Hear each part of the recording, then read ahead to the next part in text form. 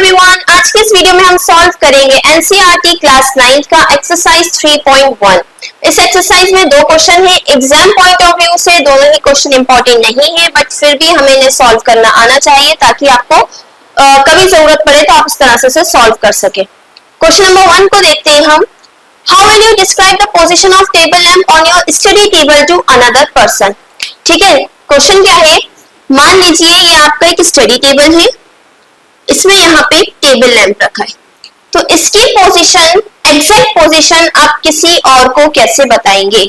ठीक है, तो क्योंकि हम कोऑर्डिनेट ज्योमेट्री पढ़ रहे हैं, कार्टेशियन प्लेन पढ़ रहे हैं, हमने इंट्रोडक्शन वीडियो में पढ़ा था कि इसमें एक एक्स एक्सिस होता है, एक वाई एक्सिस होता है। अगर आपने मेरी इंट्रोडक्शन वीडियो नहीं देखी है तो आप उसे जाके देखें, जिससे आपको बेसिक समझ में आए। तो ठीक है, तो हम क्या करेंगे, we take horizontal line of table as X axis. मैं इसको एक्सप्लेन कर रही हूं अभी। टेबल की जो हॉरिजॉन्टल लाइन है, मतलब ये लेफ्ट से जो राइट में जा रही है, इसको हमने मान लिया कि ये एक्स एक्सिस है। ठीक है, and vertical line as Y axis.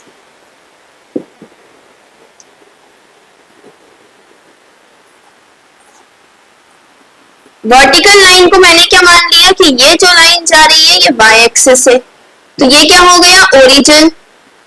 ठीक है, जहां पे एक्स और वाई एक्सिस मिलते हैं। अब देन पोजीशन ऑफ लैंप क्या होगी, x Y.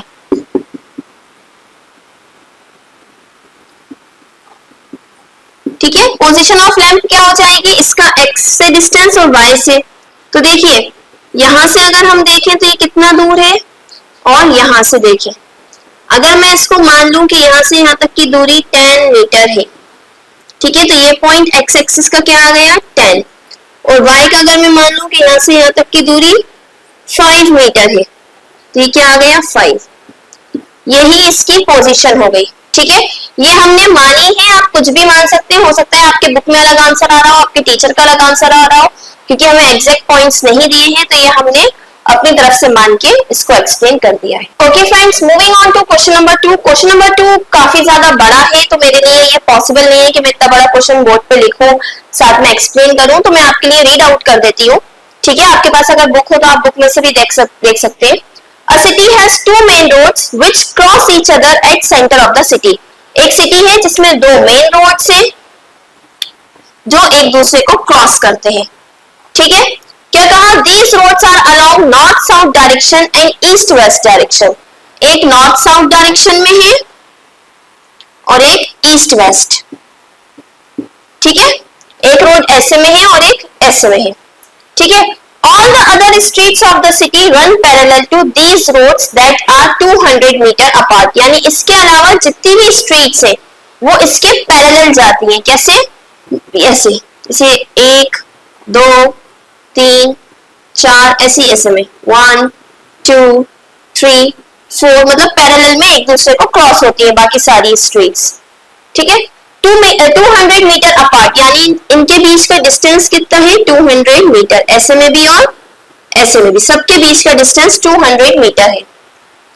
These are 5 streets in each direction. Her direction में कितनी स्ट्रीट्स हैं, 5। मैंने यहाँ 4 बनाइए, 1 2 3 4, इस तरह से 5, स्ट्रीट 1, स्ट्रीट 2, स्ट्रीट 3, स्ट्रीट 4 और स्ट्रीट 5। ऐसे में भी 1 2 3 4, ये 5, S1, S2, S3, S4 और S5, इस तरह से ये स्ट्रीट्स हैं। ठीक है, using 1 centimetre is equal to 200 metre. अभी आपको कॉपी में करना है क्या, कि जब आप गैप लेंगे तो आप 1-1 सेंटीमीटर का गैप लेंगे।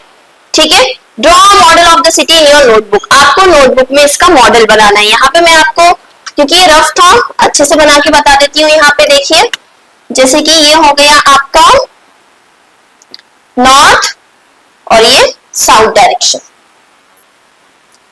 ये हो गया आपका वेस्ट और ये ईस्ट डायरेक्शन।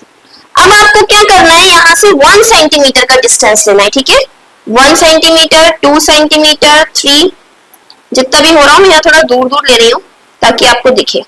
मान लीजिए ये 1 सेंटीमीटर है, 1 सेंटीमीटर, 2 सेंटीमीटर, 3, 4 और 5, ऐसे में भी और ऐसे में भी।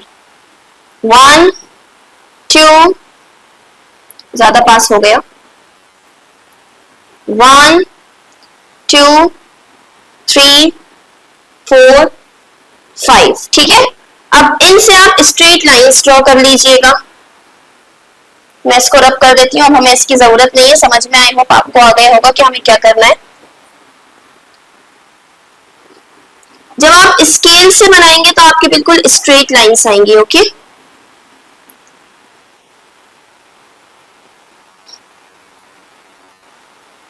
ये हो गई आपकी स्ट्रीट 1, स्ट्रीट 2, स्ट्रीट 3, स्ट्रीट 4 और स्ट्रीट 5। ऐसे में भी जाएंगे 1 2 3 4 5। सब में एरो बना दीजिएगा ताकि ये कितनी भी लंबी हो सकती है, क्योंकि हमें बताया नहीं है ना।